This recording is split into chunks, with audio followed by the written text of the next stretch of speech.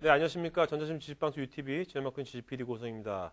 오늘은 이제 9월 30일 날 발효된 개인정보보호법 관련돼 가지고 이 법령을 실제로 관여하신 분하고요. 하고 첫 번째 세션을 얘기를 나누겠고, 두 번째 세션은 이 개인정보법이 발효됨으로 인해 가지고 우리가 어떻게 대응을 할 건지 관련된 전문가분하고 또 얘기를 나누도록 하겠습니다. 자, 그럼 첫 번째 세션 한국인터넷진흥원의 방소진 주임님 모시고 지금부터 50분간 진행하도록 하겠습니다. 안녕하세요. 네, 안녕하세요. 네, 어떠세요? 아, 안 떨리시죠, 별로? 네? 네, 뭐. 네, 좋습니다. 네. 네. 자, 방소진 주임님은 이 개인정보보호법에 어느 정도 관여가 되신 겁니까? 아, 예. 저 개인정보보호법 입법 지원을 했었습니다. 그래서 그 개인정보법이 계속 그 장시간 네. 국회에 이제 계류를 하던 그러니까 중에 2004년부터 네, 네. 장시간 계류해왔었는데요. 작년 가을에 네. 이제 행안위를 통과를 하면서 그 다음에 이제 법제심사를 이제 법제사법위원회 심사를 하게 되었는데요. 네네. 그때부터 이제 입법 지원을 하게 돼서 이제 지금까지 네. 이제 후속 조치하고 있습니다. 네. 근데 이게 왜 저도 아까 놀랐는데 2004년도에 처음에 네. 발의된 다음에 거의 뭐 7년, 8년 네. 그죠? 네. 후에 이렇게 왜 이렇게 늦게 이렇게 발효가 된 겁니까? 개인정보보호법은 아무래도 이제 모든 대상자를 하고 있기 때문에 네. 민간이든 공공이든 이제 적용 범위가 굉장히 광범위합니다. 그래서 네. 각 그 적용 대상자들의 그 이해관계가 아무래도 이제 네. 조금 그 상충되는 부분이 있어서 이제 각자의 목소리를 다 이제 담다 보니까 이제 제정 과정이 조금 늦어지게 됐고요. 예, 그렇습니다. 알겠습니다. 예.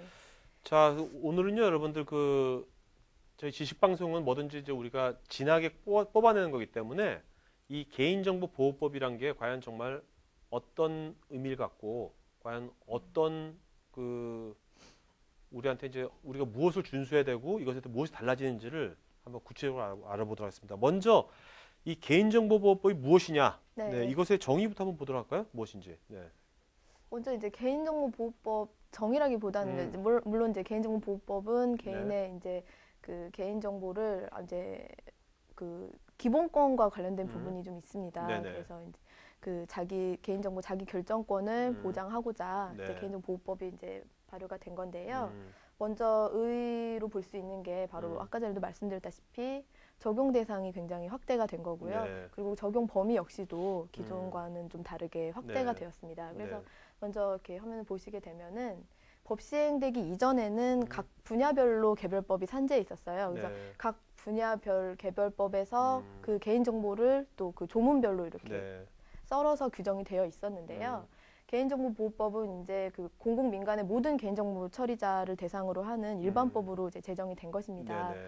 그래서 이제 그 과거에는 그러니까 법이 있으면 법 근거가 있으면은 그 사람들이 적용이 되는 거고 법 근거가 없는 사람들은 적용 대상이 되지 않았어요. 근데 지금은 이제 그 사람들까지 모두 적용 대상 범위 안에 들어오게 된 거고요. 네네. 그리고 이제 적용 범위도 과거에는 컴퓨터에 기록된 개인정보 파일만을 이제 적용 대상으로 하고 있었는데 지금은 이제 그 수기문서라고 해서 그 종이에 적혀져 있는 문서까지도 네. 다 이제 개인정보보호법 적용 대상이 됩니다. 그래서 네네. 이렇게 적용 그 범위도 확대가 됐다는 점이 이제 그 가장 크게 할 수 있는 점이라고 네. 할 수 있겠습니다. 보니까 이게 법식 이제는 보니까 이게 공공이냐 민간이냐 뭐 업종별로 달라지는 것 그렇습니다. 같아요. 예. 특히 이제 공공기관 같은 경우는 이제 공공기관 개인정보보호법이 있었지만 네. 그 외에는 이제 정보통신 서비스 제공자, 정보통신망법에 의한 정보통신 서비스 제공자하고 그다음에 신용정보법에 의한 신용정보 제공자만 이제 대상이 있고 이제 나머지 이제 의료법이라던가 교육법 같은 데서 이제 규율 대상이 이제 각각 적용되어 있었는데 사실은 이제 헌법기관이라던가 그 비영리 단체 같은 경우에는 이제 적용 법률이 없었습니다. 네. 그래서 사실은 그쪽에서 침해 사고가 일어난다고 해도 법적으로 이제 구제받을 수 있는 방법이 사실은 없었어요. 네. 근데 지금은 그러면 이제 이게 그 범위가 네. 모든 개인정보를 다루는 모든 기관은 다 네, 해당되는 거면 그렇습니다. 거꾸로 이렇게 물어볼게요. 개인정보 이 보호법에 저촉이 안 되는 기관이 있습니까? 지금 우리나라에? 지금은 없습니다. 모든 네, 기관이 모든 개인정보를 처리하는 모든 어. 개인정보 처리자는 다 대상이 된다고 볼 수 있습니다. 네. 자, 우리가 뭐 이런 법을 얘기할 때 보면 뭐 우리가 법 공부는 아니지만 그래도 법이란 건 또 용어란 게 또 정확히 알아야 되는 거 아니겠습니까? 용어를 한번 실제로 법 이런 제정에도 관여하셨으니까 네. 용어들을 한번 좀 정리해 주시면은 우리가 시청자분들이 이해가 되게 편할 것 같거든요. 네. 먼저 이제 개인정보보호법에서는 이제 몇 가지 그 용어를 정의를 하고 있는데요. 가장 중요한 이제 개인정보에 대한 용어 정의를 이제 보게 되면은 네. 그 성명이라던가 주민등록번호 등을 통해서 이제 음. 살아있는 개인을 알아볼 수 있는 정보라고 하고 있습니다. 네네. 여기에서 이제 중요한 포인트가 되는 거는 네. 살아있는 개인을 알아볼 수 있는 정보라고 아. 하는 거거든요. 그래서 네. 사자의 정보라던가 아. 그런 망자의 정보는 사실은 이제 저희 개인정보보호법상의 적용 대상이 되지는 않습니다. 네. 또한 이제 살아있는 개인이기 때문에 이제 법인 정보 같은 경우에는 이제 개인정보보호법 대상이 되지 않습니다. 그래서 네. 사업자 정보라던가 뭐 이런 사업자 등록번호라던가 이런 거 같은 경우에는 이제 대상이 되지 않고요. 네네. 예. 뭐 또 또 다른 이제 것들은 처리 같은 경우에는 그 망법하고 차이점도 있는데요.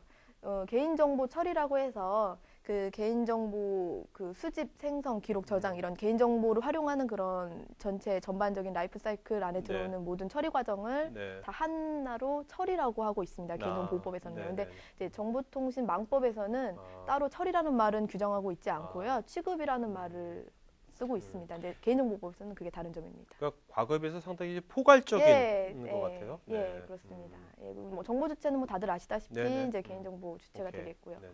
중요한 건 이제 개인정보 처리자인데 네. 실제로 이제 개인정보보호법상 그 수범자가 되겠는데요. 네.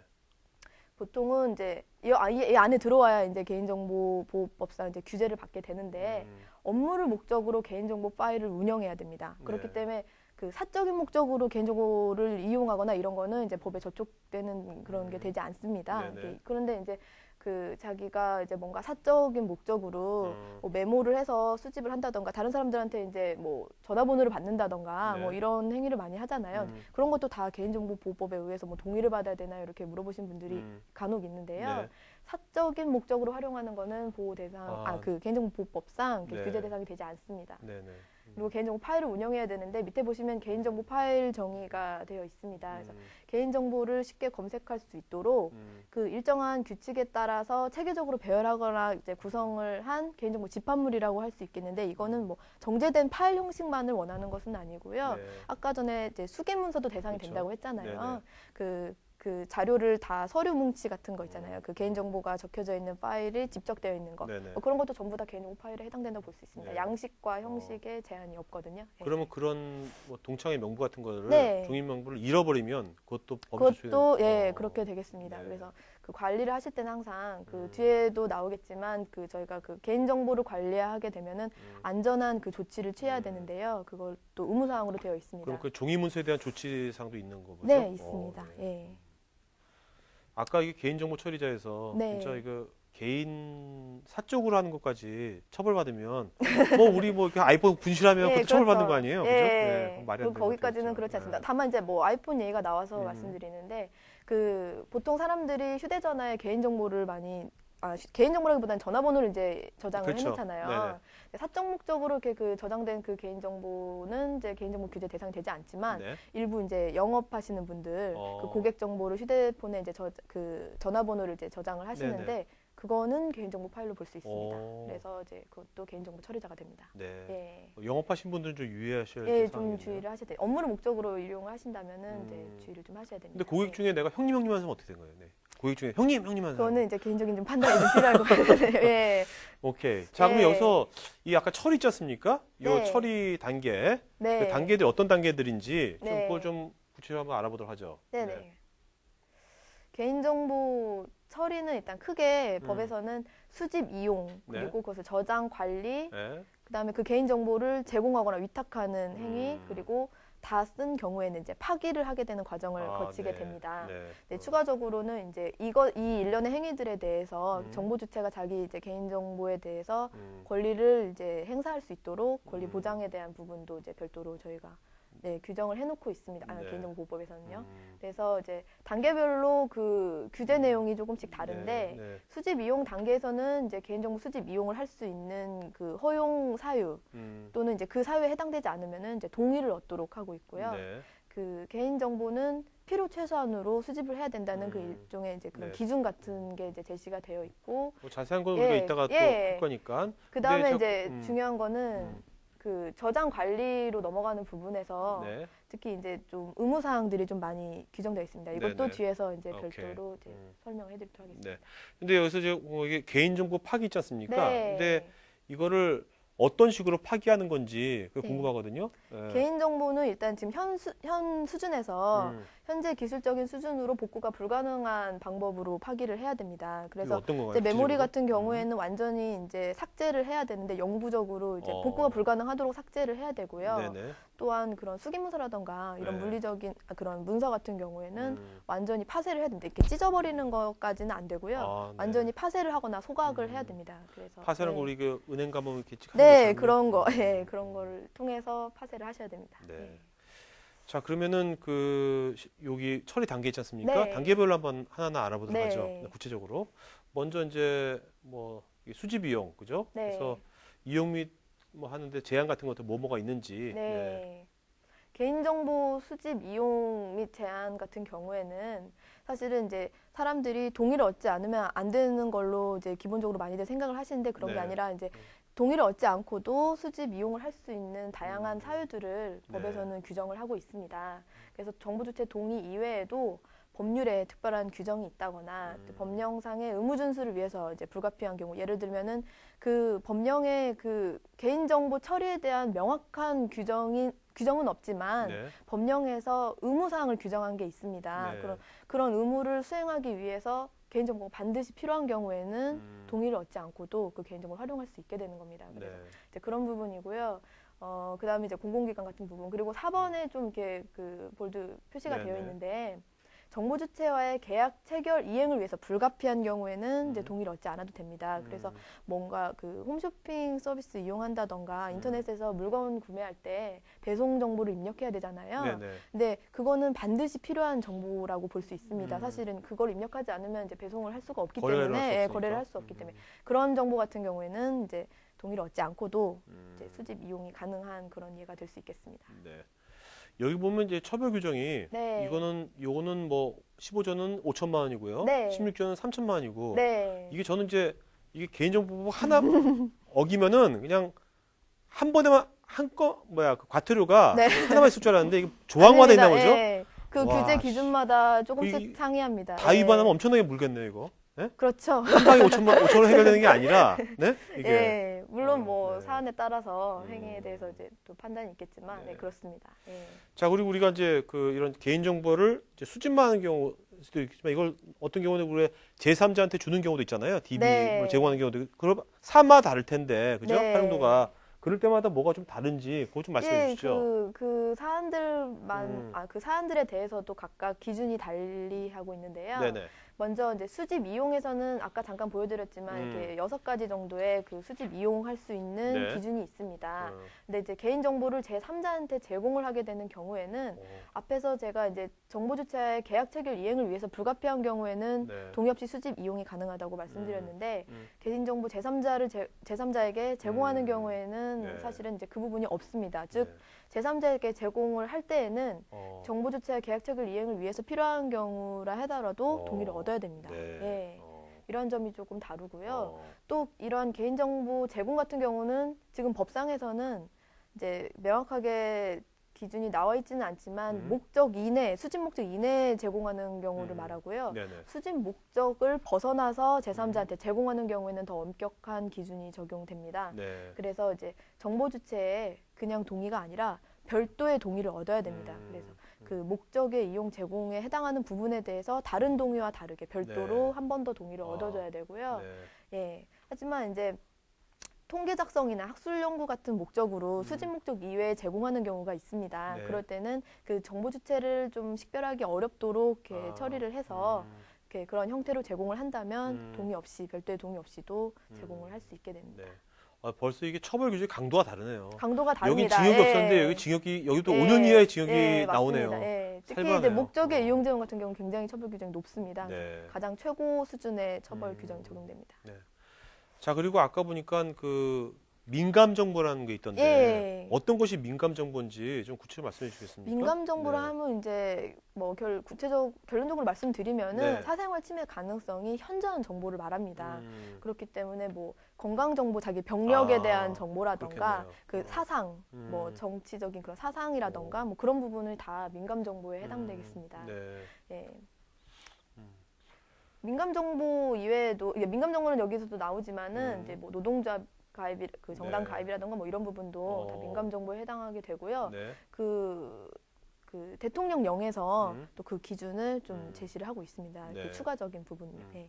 자, 그다음에 여기서 뭐 고유식별 우리가 제일 고유식별 번호라면 정보하면 이제 네. 주민번호가 딱 떠오르는데 많이들 이제 네. 주민등록번호를 먼저 생각하십니다. 그럼 이제는 어떤 주민등록번호를 뭐 요즘 포털 같은 데서도 그걸 네. 이제 수집을 하지 않잖아요. 네, 네. 요즘은 좀 예. 그럼 그게 주민등록번호가 필요 없는 겁니까? 그럼 실명제가 어떻게 되는 건지 그러면? 아, 실명제요? 네.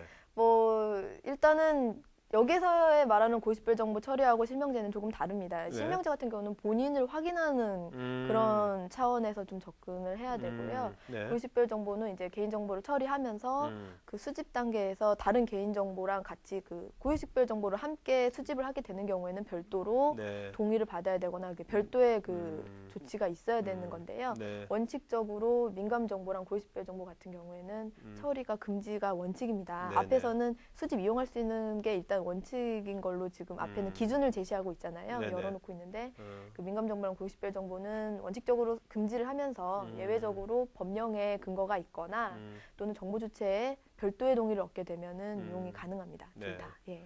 그러니까 이게 그 실명하기 같은 경우 주민번호를 실명하게 하더라도 네. 그걸 수집하지 않으면 되는 거죠, 그죠? 네, 그거는 그 정도 별도입니다. 말씀이고. 예. 오케이, 알겠습니다. 자, 그다음에 이 어떤 그 개인 정보에 대한 어떤 동의 획득 있잖아요. 네. 그런 것들은 이제 우리가 앞으로 사이트 만들 때마다 네. 넣어야 될 텐데 그런 것들은 앞으로 뭐 어떻게 달라지는 건지 그거 좀 말씀해 예, 주시죠. 일단은 지금까지 설명을 드리면서 네. 목적의 이용 제공이라던가 이제 고유식별 정보 이런 처리 같은 경우는 별도의 동의를 얻어야 된다고 말씀을 드렸는데요. 네. 예시를 보시면은 개인 정보를 일반적으로 이제 동의를 얻으면서 그 위에 그 동의 얻어야 되는 개인 정보의 항목을 일단 제시를 합니다. 네. 그리고 나서 거기에 대한 동의를 얻고 어, 고유식별 정보는 별도로 항목을 빼서 네. 주민등록번호라던가 여권번호를 처리합니다. 동의하십니까? 한 다음에 네. 별도의 동의를 얻고 또 민감 정보, 네. 목적의 정보 같은 경우도 제공되는 정보 같은 경우도 별도로 네. 고지를 한 후에 동의를 얻도록 하고 있습니다. 네. 여기에서는 이제 선택 정보는 또 그 이외에 따로 이제 그 별도의 동의를 이제 구분해서 얻도록 하고 있는데요. 네네. 이것은 이제 필수 정보, 그러니까 그 개인 정보를 반드시 있어야만 그 거래를 할 수 있다거나 그 업무를 할 수 있는 그런 정보 같은 경우를 필수 정보로 규정을 해서 거기에 대한 동의를 얻고 그 거래는 반드시 필요하지는 않지만 뭐 있으면 좋은 그런 그 정부 주체의 정보들, 특히 뭐 서비스 제공을 위해서 네. 결혼기념일이라던가 뭐 네네. 그런 그 필수적인 사항은 아니지만 어쨌든 뭐 서비스 제공을 하기 위해서 그런 정보도 얻고 있는데요. 그런 정보는 선택 정보로 해서 따로 둔 다음에 네. 별도로 다시 한번 동의를 얻도록 해서 아, 그 필수 정보에 동의하지 않으면 물론 서비스 제공이 불가능하지만 네. 선택 정보에 동의를 하지 않더라도 음. 서비스 제공에는 이렇게 불이익이 없도록 그렇게 하고 있습니다. 그래서 옵션이니까. 원하시지 않으면 선택 정보에는 동의하시지 않으셔도 됩니다. 네. 이렇게 되면 앞으로 뭐 이렇게 필요할 때 이렇게 할 수 있겠지만 그렇습니다. 어떻게 보십니까? 이제 우리나라에서 이런 이제 뭐 서비스 네. 주체자들이 이제 앞으로는 이제 주민번호라든지 민감 정보를 그 수집하지 않을 것 같은데 웬만하면 아무래도 어떻게 처리 생각하세요? 단계가 네. 좀 더 이제 복잡해지기 때문에 처벌 기준도 그게 이제 강화됐고요. 그게 불편하게 되면 아무래도 조금 음. 지금보다는 조금 정제되지 않을까 이렇게 생각합니다. 네. 예. 자, 그다음에 그 이런 이제 개인 정보에 대한 어떤 공개 수립이 공개라고 하는데 이건 어떤 의미인가요? 공개란 게? 일단 네. 사업자분들 특히 또 개인정보 처리자에 해당되면 네. 개인정보 처리 방침을 수립해야 됩니다. 아, 그래서 그 개인정보 처리 방침 안에는 그 개인정보를 처리하는 목적과 개인정보 처리 및 보유 기간 또 이제 그 밖에 이제 그 있어야 되는 사항을 네. 이제 정하고 그 방침을 이제 정부 주체가 쉽게 알 수 있도록 공개를 해야 되는데요. 네. 일단 여기서 잠깐 이제 포인트가 되는 부분은 이제 보유기간을 정하도록 하고 있는데 이거는 파기와도 관련이 있습니다. 그래서 네. 이 보유기간을 경고하게 되면 개인정보는 파기를 해야 됩니다. 지체 없이 파기를 해야 되는 부분이 있고요. 이것도 의무사항이고요. 그렇게 해서 이제 공개를 하게 되는데 일단 원칙적으로는 이제 인터넷 홈페이지가 있으면 네. 인터넷 홈페이지 첫 화면 또 첫 화면과 직접 연결되는 화면에 게재를 해서 정보 주체가 쉽게 이렇게 네. 눈에 띄게 할 수 있도록 정보 주체의 눈에 쉽게 띄게 할 수 있도록 그 게재를 해야 되고요. 그러니까 첫 화면이나 아니면 네. 첫 화면에 링크를 가든지. 네. 보통은 이제 포털 사이트나 이런 데 보면 네. 하단에 이제 네. 개인정보 보호 방침을 이제 정한 거를 이렇게 클릭하면 볼 수 있도록 그렇게 네네. 많이 게시를 하고 있습니다. 그래서 이것도 의무사항입니다. 예. 이런 것들이 보통 이제 보통 우리가 보통 중소기업 같은 경우에 네. 서비스할 때 이런 개인정보 보호 약관 이런 거 있잖아요. 네. 그거 옛날 거 그냥 다 카피해서 쓰고 있거든요. 일반적으로. 예. 근데 이게 올해 9월 말에 네. 발효가 됐으니까 네. 개인정보 약관 옛날에 만든 것들은 좀 다시 고쳐야 되겠네요. 아무래도 어떤가요? 고쳐야 되는 부분이 있는데요. 지금 개인정보보호법에서는 개인정보 처리 방침을 수립하도록 되어 있는데 정보통신망법에서는 개인정보 취급 방침을 수립하도록 해서 지금까지 이제 공개를 해왔습니다. 네네. 이제 조금 이제 물론 취지는 같지만 그 안에 기재되어야 되는 사항은 조금 상이합니다. 그래서 네네. 그 부분을 저희 지금 개인정보보호법에 의해서 좀 추가적으로 좀 기입해야 되는 부분을 좀 넣어주셔서 그 명칭이라던가 그 안에 있는 구성을 좀 네. 한 번 더 검토를 좀 해주셨으면 좋겠습니다. 네. 이것도 의무사항이기 때문에 알겠습니다. 과태료 네. 처벌 대상. 그다음에 여기 본 개인정보 처리 책임자랄까? 네. 그걸 뭐라 그러죠? 그거를 개인정보 보호 책임자를 보호 책임자? 지정을 해야 네. 되는데요. 그런 것은 실제로 이건 뭐 꼭 대표이사 할 필요는 없는 거죠? 어떻게 된 겁니까? 물론 이제 지정을 하도록 되어 있기 때문에 네. 그 대표가 개인정보 네. 처리자가 책임자를 지정을 해야 됩니다. 하지만 이제 그렇지 못한 사업자들 같은 경우 특히 뭐 1인 기업이라던가 뭐 그런 사업자 같은 경우에는 자기 자신을 이제 개인정보 책임자로 이렇게 할 수 있습니다. 즉 이제 네. 대표자도 개인정보 책임자가 될 수 있습니다. 지금 이제 아까 이제 그것도 이렇게 네. 네. 예시고요, 그죠? 네. 그죠? 이런 식으로 이제 조금 더 화면에 바로 볼 수 있게 하고 만약에 인터넷 홈페이지를 운영하지 않는 사업자 같은 경우는 정보 주체가 드나드는 그 벽면에다가 사업장 내에 네. 벽면에 게시를 한다던가 이런 방법 다른 방법들도 있습니다. 자, 여기 이제 보안 담당자도 굉장히 많을 것 같은데. 네. 제가 사장이라면 이 개인정보 책임자를 네. 저로 안 하고 뭐 IT 보안 담당 팀장 이런 사람 시킬 것 같아요. 책임감도 씹어주려고. 근데 그러면 그렇지만 그 책임자는 네. 되게 부담이 많을 것 같은데 네. 만약에 사고 나면 어떤 이 사람은 페널티나 그런 걸 어떻게 받는지 그것 좀 말씀해 주시죠. 개인정보 처리자가 일단 개인정보 보호 책임자를 지정하게 되면 네. 개인정보 보호 책임자는 그 개인정보 처리자가 안에 있는 그 개인정보를 다 관리 감독을 해야 됩니다. 네네. 그 처리에 대해서요. 그래서 반드시 이제 개인정보 책임자도 물론 책임을 지지만 그 대표자도 개인정보 처리자도 양벌 규정을 통해서 같이 책임을 져야 되는 네. 부분이 있습니다. 그래서 사고가 나게 되면은 대표자 그 무조건. 사고 난 사람과 함께 대표자도 책임을 지는 부분이 있습니다. 근데 이것이 보면 처벌 규정이 1,000만 원 이하의 과태료네요. 이 부분은요. 네. 보호 책임자 지정에 대한 그 부분입니다. 그래서 뭐 보호 책임자가 뭔가 사고로 일어난 그런 거는 앞에서 아까 말씀드렸듯이 그런 개별적인 사안에 대한 과태료를 다 물게 되는 거고요. 이건 지정만 관련된 부분입니다. 네. 그래서 지정을 하지 않으면은 이제 1,000만 원 이하의 과태료가 부과되게 됩니다. 알겠습니다. 근데 어쨌든 간에 이거 되면서 그 회사에 네. 보안을 책임지신 분 거의 제가 보기엔 그렇다면 이제 보호 책임자로 지정이 돼 있을 것 같거든요. 네.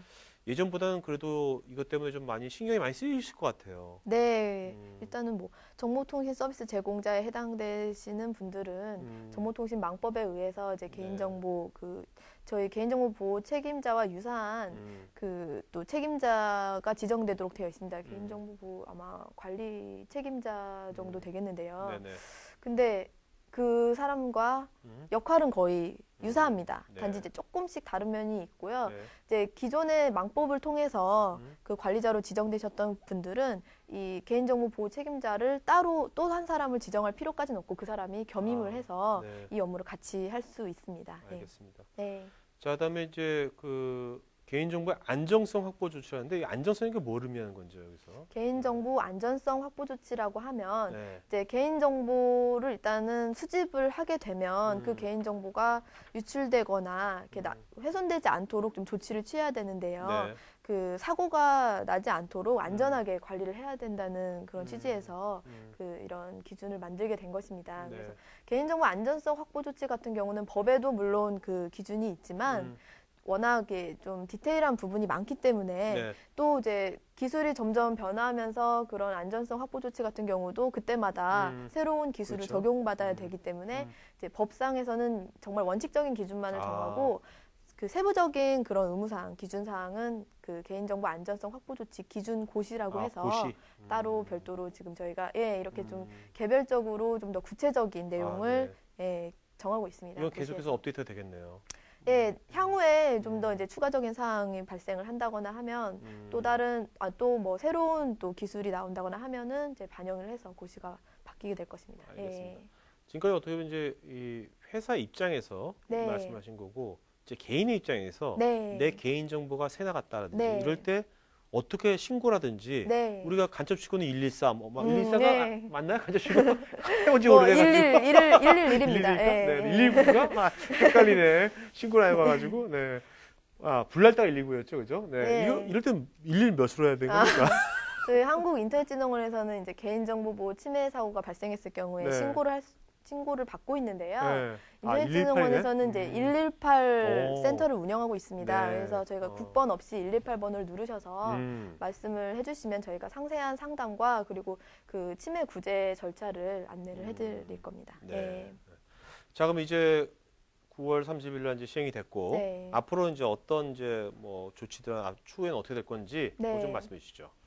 개인정보보호법은 일단 9월 30일부터 시행이 됐습니다. 하지만 이제 그 중에서 그 주민등록번호 이외의 회원가입 방법을 제공해야 된다는 그런 의무 부분은 지금 당장 적용되는 것이 아니고요. 그 공포 후 1년 후인 그러니까 공포는 저희가 지금 이 법이 공포는 2011년 3월 29일에 됐거든요. 그래서 그 후로 그 1년인 2012년 3월 30일에 시행을 하게 됩니다. 그래서 그때까지는 반드시 그 아이핀이라던가 이런 회원가입 수단을 주민등록번호 이외의 수단을 제공을 해야 됩니다. 근데 이게 아이핀도 이게 뭐 주민번호랑 거의 유사한 뭐 조산모사인 것 같거든요. 이런 것들은 좀 더 앞으로 더 요즘 시대 흐름에 맞게 좀 개선이 될 그런 건 없을까요? 어떻게 생각하세요? 주민등록번호 이외 회원가입 수단은 앞으로도 계속적으로 개발이 되어야 될 것입니다. 그래서 지금은 현재로서는 이제 아이핀 정도가 이제 대표적으로 많이 이용되고 있는데요. 이 위에도 이제 휴대폰 인증을 통한 그런 가입 절차를 마련한다던가 이런 다양한 대체 수단을 개발을 해서 뭐 아이핀뿐만 아니라 또 다른 방법으로도 그 회원가입 수단 제공할 수 있도록 그러니까 주민등록번호를 웬만하면은 수집하지 않고 이용하지 않고 이제 홈페이지를 이용할 수 있도록 하고자 합니다. 자, 그러면 이제 이제부터 질문 시간, 질의응답 시간 갖도록 하겠습니다. 아무도 질문이 많이 오신 것 같은데 먼저 질문부터 먼저 답변드릴게요. 잠깐만요.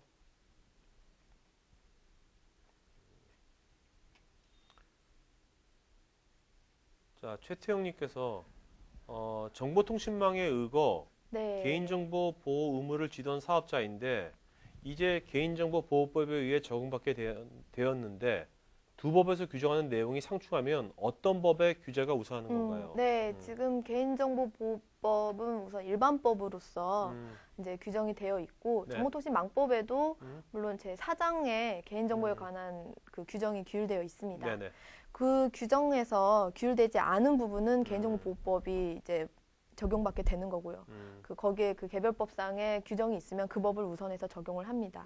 하지만 이제 법 자체가 어느 법이 먼저 우선한다기보다는 그런 개별적인 규정으로 저희가 판단을 하기 때문에 일단 두 법 다 적용이 된다고 보시면 되고 그 중에서 그 유사한 규정이 있는 경우에는 그거는 이제 정보통신망법에 의해서 적용하시면 되겠습니다. 알겠습니다.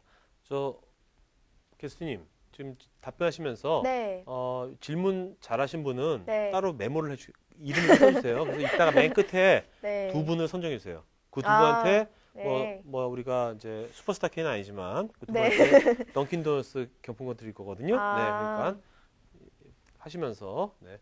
자, 권호상님 홈페이지 등에서 동의를 해야만 다른 페이지로 넘어가는 것은 어떤가요? 강제 동의? 그렇게 아, 하시는데. 그렇게는 안 될 겁니다. 아마. 음. 예. 일단 뭐 어떤 취지에서 질문하셨는지 조금 예. 네, 좀 좀 더 더 자세하게. 구체적으로 네. 좀 질문해 주셨으면 자, 좋겠네요. 박동호님, 예. 아이핀도 고유식별 정보에 포함이 되나요? 아, 그렇지 않습니다. 네, 이제 네. 고유식별 정보는 아까 전에 말씀드렸지만 법상에 네. 고유식별 정보가 규정되어 있습니다. 네. 그래서 주민등록번호랑 네. 여권번호 그리고 그 외국인 등록번호 네. 그리고 아무튼 그렇게 4가지 정도로 음. 지금 규정이 되어 있거든요. 근데 알겠습니다. 거기에 규정되어 있지 않으면 고유식별 정보가 아닙니다. 예. 자, 박국랑님, 주민등록번호 없는 고객성명, 핸드폰 번호 등만 있는 고객 DB는 DB 네. 암호화 안 해도 되나요? 아, 암호화 지금 이제 암호화도 질문이 좀 많은데요. 네.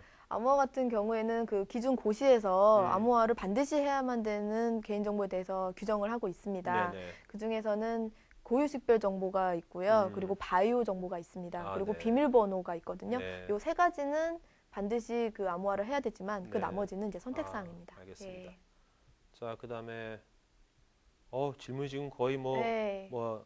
호수의 잉어 떼처럼 몰려들고 있어요 지금요. 지금 커스가 지금 막 네. 그 지금 권호상님 아까 전에 회사가 직원의 이력서, 서약서 등의 문서를 가지고 있는 경우는 어떤가요? 잘 보관하기만 하면 되는 건가요? 잘 보관하셔야죠. 예. 하지만 이제 안전성 확보 조치를 네. 함께 그 그게 뭔가요? 직원 정보도 물론 이제 이거 문서 같은 거 보면 어디 뭐 캐비넷에 어디 뭐 금고 아까 어떤 전에 형태 아까 전에 좀 자세하게 설명을 네. 드렸어야 되는 부분이기도 한데 그거는 이제 다음 차시에서 또 음. 더 구체적으로 설명해 주실 부분이라서 제가 네네. 간단하게만 말씀드렸는데요. 오케이, 네. 이 부분은 이제 물리적인 보관 조치를 해야 됩니다. 그래서 네네. 물리적인 잠금 장치가 아. 있는 곳에 보관을 해야 네. 되고요. 예, 그런 부분이 있습니다. 알겠습니다. 자, 그다음에 잠깐만요.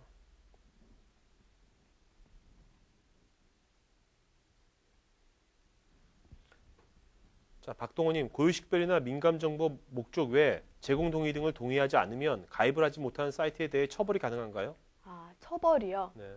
아, 그렇지는 않습니다. 음, 그 고유식별정보 민감정보 목적의 제공 동의를 받도록 하고 음, 거기에 만약에 그 서비스를 이용하는데 가장 필수적인 사항이라면은 네. 거기에 동의를 하지 않으면 물론 이제 그거는 이제 정보 주체가 이제 감수해야 되는 부분이고요. 네. 예, 선택 정보가 아닌 사항 같은 경우에는 당연히 음. 처벌이 가능합니다. 저는 네. 최소한의 개인 정보만을 수집하도록 되어 네. 있기 때문에 그 기준에 어긋나서 그 부분에 해당되게 알겠습니다. 되면 되겠습니다. 예. 자, 권호상님, 개인정보 책임자를 지정하는 방식은 어떻게 되나요? 인사발령, 이력이 있어야 하나요? 인사 발령 이력이요? 아, 물론 이제 책임자를 지정하는 그 내부적인 규정에 따라서 인사 그 발령이 있으면 되겠습니다. 예, 그거는 이제 제한이 없기 때문에 네. 예. 이따 사이트에 거기 개인정보 책임자로 명시가 되는 거죠? 네, 명시를 네, 해야 되는 됩니다. 거죠. 예, 네. 보호방침에서. 그다음에 조상현님, 중소기업일 경우에는 일반적으로 개인정보를 처리할 수 있는 인원이 모두 존재하지 않습니다. 방송에서 말씀하셨던 개인정보를 다루는 내용이 상당히 많이 있던데 이러한 내용을 웹사이트에 제공할 수 있는 가이드라인 내지는 표준 약관을 인터넷진흥원에서 제공하시는지 아니면 계획이 있으신가요? 개인정보 처리할 수 있는 인원이 모두 존재하지 않다고요? 일단은 개인정보 취급 방침에는 이런 개인정보 처리 민원을 받을 수 있는 상담 창구라든가 그런 부분을 명시를 하도록 해 되어 있는데 그런 개인정보 처리 방침 작성 지침은 그 행정안전부 포털에 보시면은 그 방침이 나와 있습니다. 네. 지침이 좀 나와 있고요. 또 그 개인정보 보호 방침, 개인정보 보호 방침 이외에도 네.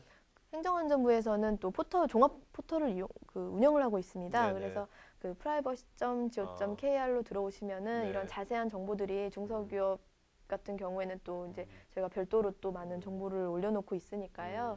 거기에서 좀 기준을 참고하셔서 네. 하시면 되겠습니다. 네네. 자, 그다음에 조상님께서 개인정보의 안정성 확보 내용 중 암호화라는 내용이 포함되어 있던데 DB 암호화에 상용화된 솔루션을 써야 하는지 네. 아니면 인터넷진흥원에서 제공하는 무료 암호화 내용을 써도 되는지 궁금합니다. 일단 원칙적으로는 제 개인정보 안전성 확보 조치 기준 고시에서는 음. 민간 같은 경우에는 그 방법을 제한하고 있지 않습니다. 네네. 그래서 어떠한 방식으로든지 그 사업자가 할 수 있는 그 범위에서 활용하시면 되기 때문에 업체에 뭐 상용화된 솔루션을 활용하셔도 좋고 뭐 무료 서비스를 받으셔도 관계는 네. 없겠습니다. 예. 한동규님은 기존 보유 고객은 소급하여 동의 처리를 하여야 합니까? 아니면 법 예. 시행 이후 고객만 동의 처리할 수 있는지요? 이 부분 같은 경우에는 개인정보 표준 지침에서도 그 경과 규정이 그 좀 제시가 되어 있는데요. 기존에 지금 뭐 기존 보유 고객을 가지고 계시다고 하셨는데 그 사업자가 개인정보 정보통신 서비스 제공자에 해당되는지는 모르겠습니다만 일단은 과거에 개인정보보호법 시행 이전에 했던 처리에 대해서는 이 법을 소급해서 그 적용을 하지는 않고요. 아, 네. 또 이제 그때 그 수집 목적 내에서 개인정보를 계속적으로 이용하고 있다면 법 시행 이후에도 추가적으로 동의를 받으실 필요는 없습니다만 그것이 이제 수집을 할 때 그 목적을 넘어서서 마케팅이라던가 이런 부분에 활용을 하시게 되면 그 부분에 대해서는 별도로 동의를 얻으셔야 됩니다. 네. 자, 그다음에 네. 자, 아까 이건 비슷한 것 같고요. 박동호님, 해킹된 정보를 이용하여 발생되는 스팸 전화에 대한 보상 여부 및 절차는 어떻게 되나요? 아까 전에도 잠깐 말씀을 드렸지만 개인정보 그 침해 사고라던가 이런 또 스팸 같은 사고 같은 경우에는 그 한국인터넷진흥원의 118. 그 침해 신고 센터를 이용하시면은 네. 이제 그 보상 여부라든가 이런 절차에 대해서 설명을 해주실 겁니다. 네. 예, 거기에 대해서 상담을 한번 받아보시면 좋겠습니다. 저도 지금 이게 휴대폰에 네. 시도 때도 없이 어떤데 막 그 대출 계속 오는데 이거 어떻게 해야 돼요? 네, 이럴 때? 저도 김대리한테서 저한테 계속적으로 지금 대출 상담 그 요청이 오는데요. 사실은 이 부분도 저희 그 스팸 메일이라던가 스팸 네. 그런 문자 네. 그 전화를 신고할 수 있는 창구가 있습니다. 그 전화번호를요? 한국인터넷진흥원에 예, 그 전화번호를 좀 네. 신고를 하시면은 근데 그 좋지 전화번호가 않으실까요? 실제 예. 전화번호인가요? 친구하면? 사실 그것도 사실은 네, 또 그죠. 예. 하지만 뭐 하여튼 뭐 침해가 일어났을 경우에는 그렇게 해서 네. 좀 상담을 받으시면은 보다 자세한 사항에 대해서 안내해 주실 수 있을 겁니다. 네, 자 이선민님 오늘 발표 자료는 그 일주일 뒤쯤에 저희 그 네. 토크아이티 거기 나오니까 보시면 되고요. 장세영님, 사내 임직원 인사정보도 개인정보법에 적용되나요? 사내 임직원 인사 정보 같은 경우에는 그 법인의 정보에 해당이 돼서 아니네요. 개인정보보호법 대상은 되지 않지만 네. 그 임원의 그 개인정보 같은 경우에는 그 개인정보로서 보호돼야 되는 부분이 있기 때문에 네네. 그 부분은 해당이 됩니다. 홍성우, 개인정보가 유출될 때 신고 혹은 보상을 받으려면 어느 기관에 연락하면 되나요? 아까도 마- 말씀드렸지만 네. 118 센터 이용하시면 이거는 뭐 이게 보통 이런 거 할 때 보통 이제 파파라치 제도 같은 것도 있잖아요. 이런 거는 없죠? 이거는 있나요? 그런 거 네. 규정화된 제도는 그래요? 없고요. 예. 네, 그런 거 있으면 다만 이제 아주 신고를 하실 되게 수는 있겠습니다. 보고 이제 네. 침해 그런 뭔가 유출 위험성이 보인다던가 이런 걸 이제 신고를 해주실 수 있습니다. 자, 이용님, 외국인 정보를 수집할 경우도 개인정보 동의를 받아야 하나요? 개인정보보호법은 외국인이라고 해서 달리 하고 있지 않고요. 외국인의 개인정보도 다 포함해서 그 적용 대상이 됩니다. 네. 그렇기 때문에 경우에 따라서는 동의를 받아야 될 필요가 있겠습니다. 자, 그다음에 오영길님께서 주민번호 위에 IPN을 예로 들어주셨는데 네. 만약 IPN 적용하지 않고 핸드폰이나 실명인증 기능만 적용했을 때 해당 법에 저촉이 되나요? 네, 지금 제가 아까 전에도 잠깐 설명드렸지만 IPN 이외에도 다른 이제 개인정보 그 수집 회원 가입 수단을 이용하시면 되거든요. 그래서 반드시 IPN만 이용하실 필요는 없고요. 뭔가 그런 비슷한 유사한 수준의 그 확인 방법이 있으면 그 방법을 활용하시면 되겠습니다. 이분은 핸드폰 인증하고 실명인 뭐 그만 핸드폰으로도 요즘은 좀 더 많이 활용을 하고 있고요. 네네. 예. 가능합니다. 알겠습니다. 네. 그다음에 박상희님, 사내망 내에서만 고객 개인정보를 보관 처리하고 있는 경우에도 네. 암호화 적용, 접근 통제 등의 조치가 필요한가요? 우선 이제 개인정보 안전성 확보 기준 고시에서는 먼저 개인정보를 처리하고 있는 시스템에 대해서 영향평가라던가 이제 수준 진단을 하도록 하고 있습니다. 네네. 그래서 그런 평가를 먼저 한 후에 개인정보 침해 위험이 적다고 판단되면은 거기에 있는 조치 중에 일부를 안 해도 되거든요. 네. 그러니까 수준에 따라서 암호화가 필요하지 않은 경우도 생길 수 있겠습니다. 네. 네. 자, 그다음에 정양진님, 네. 우리가 웹사이트에 사용하는 일반적인 아이디 혹은 사본 같은 경우에는 어떻게 처리해야 하는지요? 뭐 웹사이트에서 사용하는 일반적인 아이디나 사번도 물론 개인정보에 해당이 됩니다. 그것도 이제 이 기준에 따라서 관리를 해주셔야 될 겁니다. 그 다음에 이지훈님께서는요, 이분께서는 네. 타사의 인사 시스템을 관리해주는 업무를 맡고 있습니다. 네. 고객사와의 계약에 의해 HR 시스템을 구축하고 고객사 직원들의 개인정보를 관리해주고 있는데 저와 같은 경우에는 어떠한 점에 유의를 하는 것이 좋을까요? 먼저 타사의 인사 시스템을 관리해주고 계시다면은 이제 위탁 업체에 해당한다고 볼 수 있겠는데요. 개인정보보호법에서는 그 수탁자의 의무가 규정되어 있습니다. 네. 그래서 이제 안전성 확보 조치 물론 그 하셔야 되고요. 그 법상에 그 기준이 다 나와 있습니다. 수탁자에게도 그런 의무가 부과됩니다. 예. 자, 이대진님, 회원정보 암호 진행 시 알고리즘은 몇 비트 이상으로 암호화를 해야 하나요? 이 부분은 제가 좀 답변드리기가 예. 알겠습니다. 좀 어려울 것 이거는 같습니다. 이제 뭐 두 번째 물어보죠. 예. 네. 자, 그 다음에 뭐 이 정도. 이건 아까 한 거고. 박풍랑 사내 인사급여 프로그램도 DB 암호화해야 하나요? 박풍랑님? 인사급여 프로그램이요? 네. DB 암호화가 필요한 부분은 제가 아까 전에도 말씀드렸지만 바이오 정보랑 고유식별 정보 그리고 뭐 비밀번호 정도가 필수적으로 암호화 사항이고 이 부분은 네. 필요하시면 하시면 됩니다. 네. 예.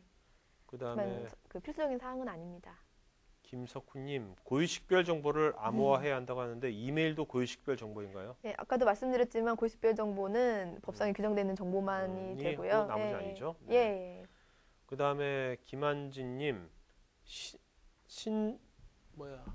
신정법 뭐 개인정보보호법인가 신정법 기준으로 2년에 한 번씩 감독기관으로부터 검사를 받고 있습니다. 행안부도 개인정보보호법을 기준으로 기업을 관리 검사합니까?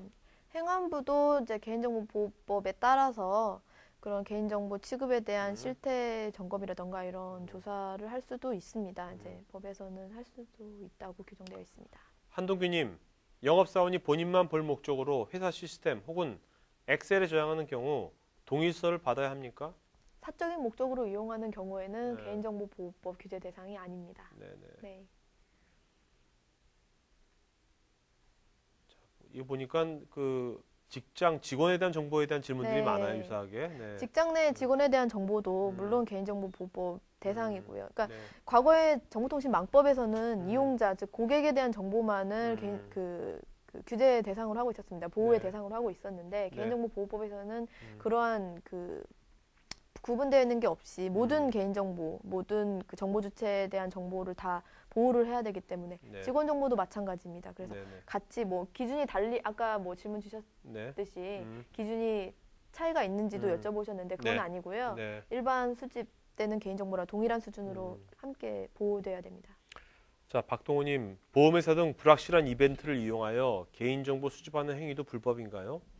보험회사 등에서 뭔가 이벤트 활용을 위해 개인정보를 수집하는 경우가 많죠. 보험회사뿐만이 아니라 뭐 그렇죠. 다른 쪽에서도 많이 이제 이용을 네네. 하고 있는데요. 그 개인정보를 수집할 때 반드시 이거는 이벤트만을 위해서 활용됩니다. 또는 이벤트를 넘어서 여기에 활용이 됩니다라고 그 수집 목적 그리고 네. 개인정보에 대해서 명시를 하고 동의를 얻는다면 가능합니다. 네. 처벌되지 않고요. 네네. 하지만 그게 명시되지 않으면 그것도 처벌 대상이 될 수 있습니다. 네. 자, 그다음에 강준영님께서 아까 이제 영업사원이 보유하는 고객 정보가 저희한테 핸드폰을 잃어버렸을 때 개인정보보호법에 저촉될 수도 있다고 하셨는데 이럴 경우 안정성 확보 조치에 대한 미이행에 해당되는지 미이행에 해당된다면 안정성 확보 차원에서 어떤 준비를 해야 될까요? 글쎄요, 이 부분은 이제 첫 번째 단란주점에 가지 않는다. 2차를 가지 않는다. 뭐 이런 거. 되도록이면 좀 관리를 좀 잘 해주셔야 될 거고 핸드폰을 좀 잠궈 주시는 게 좀 좋겠어요. 네. 핸드폰 만약에 개인정보가 이렇게 많이 보관되어 있다면 그 핸드폰 잠금 장치를 통해서 좀 관리를 해주시고. 근데 이런 건 네. 참 상당히 애매모호할 것 같은데요. 영업사원의 그런. 사실은 그 네. 범위가 네. 이렇게 저희는 이제 이론적으로 규정을 하고 있지만 실질적으로 그 핸드폰 내에 있는 어떠한 그 전화번호가 네. 어떤 건 고객 거고 어떤 건 내 친구 거고 가족 네. 거고 이런 네. 거에 대해서 사실 자기만 알고 있잖아요. 그렇죠. 사실 그 부분은 조금 그 사안에 따라서 개별적으로 좀 판단이 필요한 부분이라서 네. 일률적인 기준을 좀 말씀드리기가 좀 어렵습니다. 네. 예. 그다음에 이상훈님께서 DB 암호화 시 필수적으로 솔루션을 도입해야 하는지 소사업장의 경우는 솔루션 도입이 좀 부담이 돼가지고요. 네, 일단은 암호화를 할 때는 일방향으로 암호화를 해야 되는데요. 일방향 암호화 방법을 써야 되는데 저희 이제 행정안전부라던가 이제 한국인텔진흥원에서는 이러한 그 안전성 확보 조치를 하는 데 있어서 네. 소상공인이라던가 네. 그런 중소사업자들이 어려움이 없도록 여러 네. 가지 이제 프로그램을 좀 제시하고자 노력하고 있습니다. 근데 나중에 좀 그런 방법을 좀 활용하시면 되고 또 비용에는 물론 차이가 있겠지만 뭐 그 사업자에서 제공하는 컨설팅에서 제공하는 그런 좀 비용이 조금 저렴한 거를 활용을 하셔도 이 법에 이렇게 크게 저촉되지는 않기 때문에 그 사업자의 상황에 따라서 규모에 따라서 네. 그 활용을 하시면 되겠습니다. 네. 그다음에 조성진님께서 개인정보는 인터넷에서만 적용되나요? 영업상으로 명함 등을 통한 정보를 예. 관리하면 어떻게 되나요? 인터넷에서만 적용되는 게 아닙니다. 아까도 네. 말씀드렸지만 온오프라인 모두 통틀어서 다 모든 이제 개인정보 처리자한테 적용되는 법이고요. 네. 또 영업상으로 명함 등을 이제 받으셨을 경우에 뭐 오늘도 뵀을 때 명함을 제가 네네. 받았는데요. 네. 명함을 주시면서 이러이러한 목적으로만 써주세요. 이렇게 물론 하면은 물론 그 목적에 쓰면 됩니다만 사실은 그렇지 않잖아요. 네. 그러니까 일상적 이렇게 사회 통념상 명함을 제공하면서 그 업무상 목적으로 쓸 것을 일단 기준을 하고 있기 때문에 네네. 그 범위를 벗어나지 않는다면은 이제 동의를 얻지 않으셔도 되고요. 네. 다만 이제 거기를 넘어서서 이거를 개인적인 뭐 마케팅 목적으로 이용한다던가 명함을 수집해서 다른 사람한테 뭐 판다던가 이런 걸 하면 절대 안 되겠죠. 네네. 예. 넘어서면 안 되겠습니다. 예. 앞으로 뭐 페이스북에서 친구 초할 때도 동의서 받아야겠네. 예. 어떤 경우에는 말 들어보니까. 예. 그다음에 메리엇 호텔에서 게시문인 것 같은데 이메일 아까 했고 네. 그다음에 개인정보보호부 제정으로 달라지는 내용 중에 직원의 개인정보 보호와 영사 네. CCTV와 관련해서 나와 있는 다큐멘트가 있나요? 직원의 개인정보만을 별도로 저희가 뭐 가이드라인 제시한다거나 하지는 않고 있고요. 직원의 개인정보도 일반 개인정보랑 똑같이 같이 이제 규율을 해야 되고 기준도 같기 때문에 일반 개인정보 보호 처리 기준에 의해서 하시면 되고 그 영산의 CCTV 같은 경우에는 그 CCTV 부분만 따로 별도의 장을 마련을 해서 그 표준 개인정보 보호 지침에서 이제 CCTV 그 관리에 대한 내용을 규정을 하고 있고요. 네네. 법에서도 물론 이제 네네. 많은 부분에서 의무사항이 규정되어 있습니다. 그대로 하시면 알겠습니다. 되겠습니다. 자, 이상호님 개인정보 제3자 위탁과 제공을 네. 정확히 설명 부탁드립니다. 개인정보 제3자 위탁과 제공 같은 경우에는 일단 제3자한테 제공하는 부분에 위탁도 물론 포함되지 않느냐 약간 개념을 혼동하시는 분들이 있습니다. 일단 법상에서는 제3자 제공과 위탁을 엄격하게 구분하고 있고요. 네. 그 위탁 같은 경우는 그 개인정보 처리자의 업무를 위해서 그 업무를 도와주는 그 아웃소싱 아까 HR처럼? 업체에 제공하는 그런 경우를 업무 위탁이라고 하고요. 네. 제3자 제공은 그 제공받는 자의 업무를 위해서 이 가지고 있는 개인정보를 제공하는 경우에 네네. 해당되겠습니다. 예. 네. 자, 그다음에 정남진님 네. 개인 식별 정보의 경우 두세 개 이상의 정보가 조합될 시 개인 식별이 가능한 경우 해당 데이터에 대해서 암호화가 되어야 하나요? 대용량 DB의 경우 암호화 시 성능에 영향이 있을 수 있는데 이에 대해서 서비스상 업무서에는 감수를 하고 진행을 해야 하는 건가요? 아까도 말씀드렸지만 암호화 같은 경우에는 고유 식별 정보랑 그 바이오 정보 그리고 뭐 비밀번호만을 저희가 그 의무사항으로 하고 있다고 말씀드렸잖아요. 네네. 고유 식별 정보는 아까 말씀드렸듯이 그 네 가지 정보, 그 운전면허 정보, 그 다음에 여권 번호, 외국인 등록번호, 주민등록번호 이 네 가지 정보만을 이제 고유 식별 정보로 하고 있고 나머지는 그냥 식별 정보, 개인 정보입니다. 네. 그 부분 같은 경우는 필수적으로 암호화 사항은 아니지만 이제 하셔도 관계는 없겠습니다. 네. 예. 자, 그다음에 코리아 SK이라는 분 관리 에이전트를 활용해서 사이트를 운영할 때 그 책임은 누가 지나요, 최종적으로? 사이트 운영 책임이요. 글쎄요, 일단 개인정보 처리자가 일단 최종적으로 책임을 지겠고요. 네. 예, 개인정보 책임자도 함께 책임을 집니다. 예. 그다음에 윤성윤님 인터넷 홈페이지에 회원가입하는 부분이 없고 개인정보를 수집하는 부분이 없습니다. 이런 사이트도 개인정보 담당자를 고시해야 하는지요? 사이트는 개인정보 담당자를 고시하는 수단일 뿐이고요. 업무를 하시면서 개인정보를 취급하신다면은 담당자를 지정하셔야 됩니다. 네. 개인정보 책임자를. 예. 네. 그렇지 않다면 전혀 이제 업무상 개인정보를 뭐 활용을 하지 않으신다거나 뭐 전혀 관련성이 없다면 이 법의 개인정보 처리자에 해당되지 않습니다. 네. 그다음에 윤규환님 암호화 관련 외국산 ERP 패키지 등은 스탠다드 수정이 어렵다고 하는데 다른 대안으로 처리되는지요? 뭐 기술적인 부분에 대해서는 그 기술 전문가님께 다시 한번 네네. 질문해 주셨으면 좋겠습니다. 알겠습니다. 네. 네. 그다음에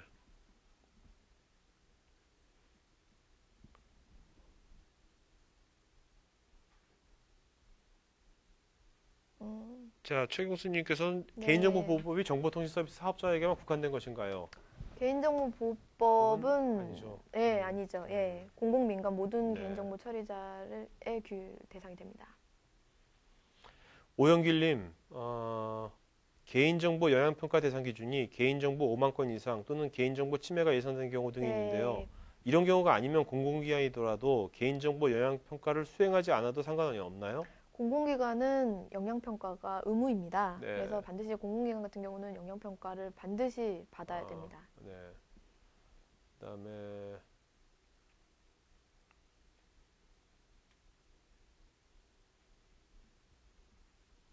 최태영님, 회사가 법인명의 변경된 경우 이미 동의를 이전 회사 명의로 받았는데 기존 동의를 획득한 고객에 대해서 새로운 법인 명의로 새롭게 동의를 받아야 하나요?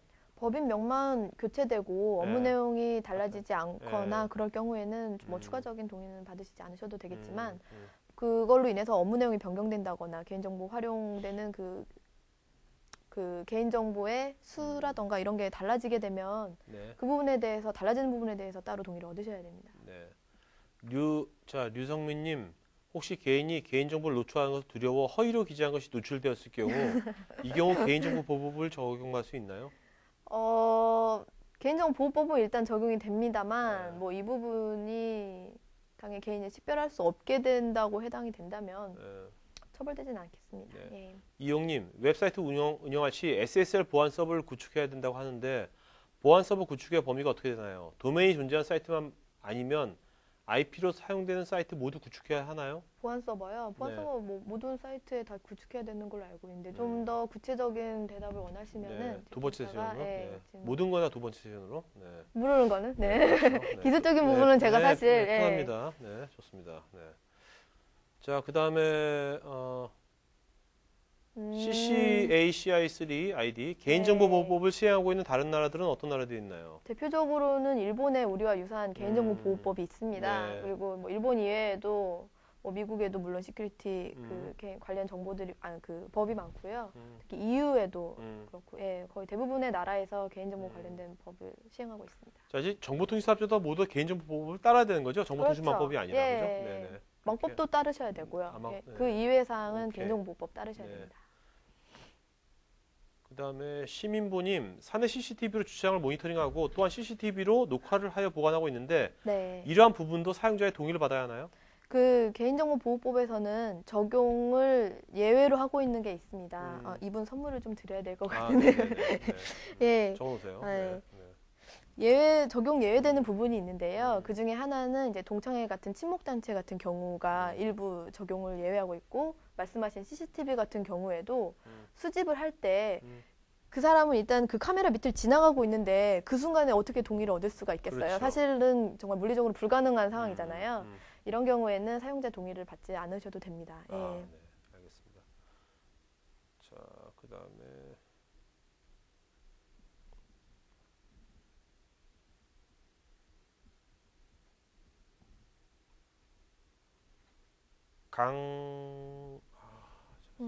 강세아님께서는요, 인트라넷뿐만 아니라 홈페이지 등도 모두 아웃소싱하는 경우 아웃소싱 업체 등에게 개인정보 책임자로 지정할 수 있나요? 아웃소싱 업체. 네. 개인정보 보호 책임자는 반드시 그 개인정보 처리의 업무에 대해서 자기가 네. 책임질 수 있는 자가 되어야 됩니다. 네네. 그렇기 때문에 일단 임원 정도 수준 이상, 그러니까 그 회사에? 좀 약간 회사에서 어느 정도 좀 지위가 있는 분이 하셔야 되기 때문에 아웃소싱 그 업체 안 아웃소싱 되고요? 업체한테 지정을 하게 되면 사실 그 책임 부분이 네. 예, 책임질 수 있는 분이 하셔야 되니까 그 회사에서 좀 그 지정을 해주셨으면 좋겠네요. 예. 네.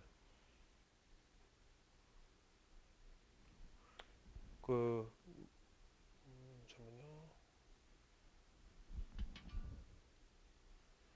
최태영님, 개인정보 수집의 동의의 방법은 반드시 문서로 표기되어야 하나요? 명함 수령은 동의로 간주할 수 없나요?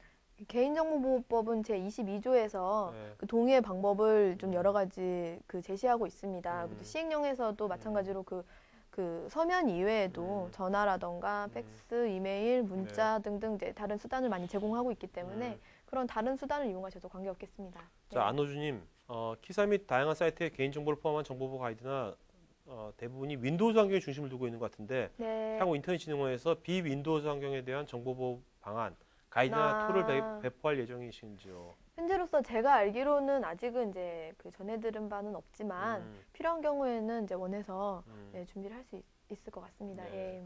아직까지는 이제 없습니다. 네, 자 박국란님께서 안정성 확보 비용이 많이 들 것으로 예상이 되는데 중소기업 지원 정책이 있는지요? 아까 전에 잠깐 또 말씀을 드렸지만 그 행정안전부라던가 한국인터넷진흥원에서는 중소사업자를 위한 그런 대책 마련을 하기 위해서 많이 이제 고심을 하고 있습니다. 네. 가이드라인뿐만이 아니라 그런 프로그램을 제공한다던가 이런 좀 그 적극적인 노력도 하려고 하고 있으니까요. 네. 조금만 이제 기다려주시면 이제 그 솔루션 나오면은 그걸 좀 알겠습니다. 활용해 주시면 좋겠습니다. 네, 박형관님 주민번호 네. 등 고객의 주소가 담긴 개인정보가 포함된 PDF라든지 이미지 파일은 어떻게 해야 할까요?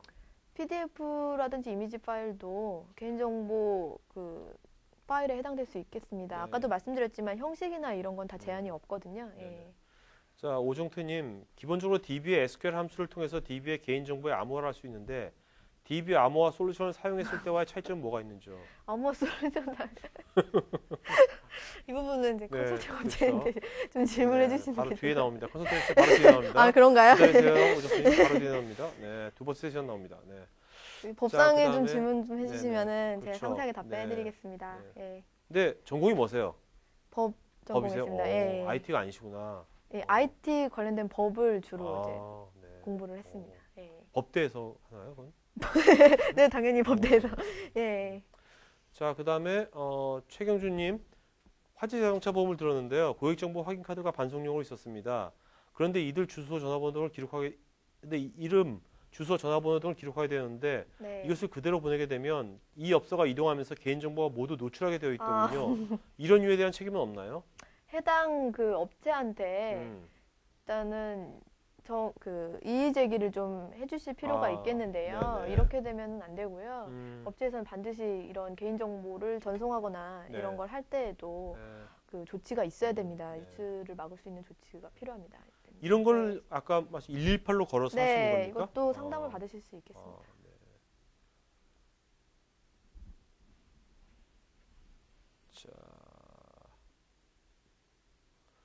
자 이제 뭐 대부분 이제 오케이. 질문 네, 다 된 것 같고요. 자, 한 분만 더. 끝나죠. 자, 한동균 질문 받겠습니다. 자, 박근혜님은 질문을 계속 하실 필요는 없을 것 같습니다. 박근혜님 똑같은 질문 계속 하시는 것 같은데. 네. 지금 제가 그러면 너무 바빠져요. 박근혜님. 네. 한동균님, 개인정보 폐기 시 실제로 폐기하지 않고 인터넷이나 일반 직원이 보지 못하게 하도록 처리하고 보관하는 것에 문제가 있는지요? 예를 들어 보험회사의 경우 개인정보 보관 시기를 사전 동의받아서 계약 종료 후 혹은 계약 종료 후 3년 정도를 하고 있는데 사고 내 혹은 불량 고객을 관리하기 위해서 보관할 필요가 있습니다. 이러한 경우 관리적인 목적으로 보관하고 있는 사항이 법률에 저촉되는지요? 개인정보 그 처음에 동의를 얻을 때 네네. 제가 이제 보유기간을 말씀을 드렸는데 보유기간 이외에도 그 처리 목적이 달성된 경우에는 일단 폐기하는 게 원칙이긴 합니다만 네네. 그 법령이나 이런 곳에서 음. 그 일부 그 목적 달성 이후에도 네. 또는 보유기간이 지난 이후에도 음. 보관을 해야 되는 경우가 있습니다. 물론 네. 폐기하는 경우보다 그 경우가 더 많다고 볼 수 있겠는데요. 음. 이러한 경우에는 지금 현재 그 처리되고 있는 개인정보와는 네. 분리를 해서 어. 별도로 보관을 해주시면 되고요. 하지만 이제 그런 경우는 이제 법률에 적촉되지는 않습니다만 반드시 이제 법령에 그 근거가 있어야 되기 때문에 그 부분을 조금 염두를 해주셔야 되겠습니다. 예. 네, 알겠습니다. 자, 그러면 자, 박종국님, 저희 회사는 기존 개인정보통신망법에 의해 고객정보를 암호 관리하고 있는데 네. 임직원 정보도 암호를 해야 하는데 장비나 시스템 부하 등 많은 투자가 동반되어야 하는데 좋은 추천 방안은 없는지요? 글쎄요, 예, 맞습니다. 개인정보보호법을 함께 적용받기 때문에 앞으로는 임직원 정보도 뭐 고유식별 정보 같은 경우에는 암호화를 해주셔야 되는데요. 그 내부적으로 조금 그 컨설팅이 좀 필요할 것 같습니다. 그래서 이제 좀 구체적으로는 그래도 두 번째 세션에서 뭐 하죠? 아니 컨설팅이 네. 좀 필요하기 때문에 네네. 좀 다른 쪽에 좀 아, 구체적인 그 DB에 대한 내용을 좀 그래요? 예, 알겠습니다. 말씀을 좀 해주셔야 될 것 네, 같습니다. 알겠습니다. 자, 그러면 지금 이제 질문하신 분 중에서 네. 두 분을 뽑아주시죠. 네. 아까 전에 그 네. 시민보 시민보님, 네, 선생님하고요. 축하드리고요. 네. 음, 또 한 분. 조상현님 제가 네. 맞나요? 조상현님 맞습니다. 네. 네. 자, 시민보님하고요. 조상현님은요, 저희 스태프한테 이메일하고 주소하고 핸드폰 번호 보내드리면 이것도 저촉되는 거 아닌가? 개인정보보호법에?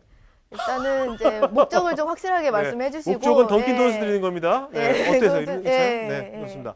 구체적으로 말씀해 주셨네요. 네, 던킨도너스 드리는 겁니다. 네, 시민본인 조상희님한테는 던킨도너스 네. 보내드리겠습니다. 자, 여러분, 그러면 지금 4시 5분이고요. 4시 10분, 5분 뒤에 두 번째 세션, 이제 이런 개인정보법이 이제 나왔지 않습니까? 현실입니다. 이제 이것을 어떻게 우리가 대응을 할 건지 실제 그 기술적인 어떤 요소들을 얘기를 하도록 하겠습니다. 자, 그리고 그러면 5분 뒤에 뵙겠고요. 여러분 잠깐 커피 한 잔 마시면서 다음번에 다시 뵙도록 하겠습니다. 마지막 한 말씀 좀 마치는 거라죠. 네. 아, 예. 개인정보보호법 시행으로 인해서 많은 분들 이제 궁금하신 사항이 많이 있으실 텐데 궁금하신 사항이 있으시면 한국인터넷진흥원 118센터 이용하셔도 좋고요. 네. 행정안전부의 개인정보보호 그 관리 과나 저희 개인정보보호 추진단에 연락해 주시면은 그 자세한 사항에 대해서 설명해 드리도록 할 테니까 많이 이용해 주시기 바랍니다. 네. 감사합니다. 네, 고맙습니다. 예.